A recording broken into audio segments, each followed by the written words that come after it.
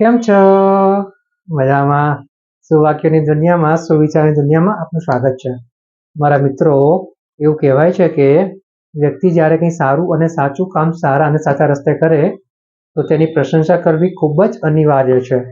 અને આ કામ કરતાં કરતાં જો તેનાથી કોઈ ભૂલ થઈ હોય તો તેની ટીકા કરવી પણ એટલી જ મહત્વની છે. એટલે આજનો જે આ સુવિચાર છે તેનો જે વિષય છે તે છે સશક્તિકરણ, એમ્પાવરમેન્ટ. શ્રી સંજીવ શાહ સાહેબે સશક્તિકરણ વિશે, એમ્પાવરમેન્ટ વિશે ખૂબ સરસ સુવિચાર લખ્યો છે. તેમાં લખ્યું છે કે જાહેરમાં પ્રશંસા કરો અને ખાનગીમાં ટીકા કરો. બહુ જ મહત્વની વાત છે. આપણે જોયું હોય છે કે આમાંથી આપણે આ જે વાત છે તેનું મોટા ભાગે આપણે ઊંધું જ જોતા હોઈએ છીએ. મોટા ભાગના લોકો જાહેરમાં ટીકા કરતા હોય છે અને ખાનગીમાં પ્રશંસા કરતા હોય છે. મારા મિત્રો, અહીંયા પ્રશંસા અને ટીકા બંને વ્યક્તિના સશક્તિકરણ માટે, વ્યક્તિના વિકાસ માટે ખૂબ જ જરૂરી છે. પરંતુ એટલું જાણ આપણને હોવી જોઈએ કે આપણે કઈ જગ્યાએ એની પ્રશંસા કરવાની છે અને ક્યાં એની ટીકા કરવાની છે. જો વ્યક્તિની ટીકા કરીશું તો જ વ્યક્તિ પોતાની ભૂલ સુધારશે, તેની પર સરસ કામ કરશે અને સુધારીને ફરીથી સરસ રીતે કરી શકશે.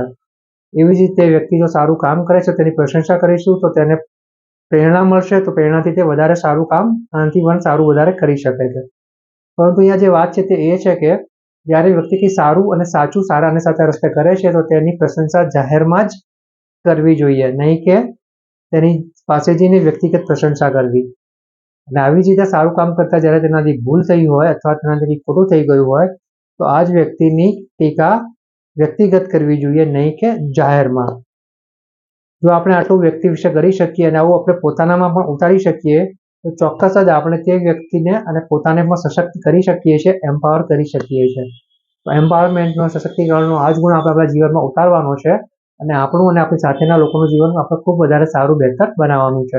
જો આપણે આટલું કરી શકીએ તો આપણે ચોક્કસ જ આપણા જે લક્ષ્યો સારા અને સાચા બનાવ્યા તેને આપણે સારા અને સાચા રસ્તે સફળતાપૂર્વક, સંતોષપૂર્વક પાર પાડી શકીશું. બસ આટલું શીખવાનું છે અને આગળ વધવાનું છે. Thank you.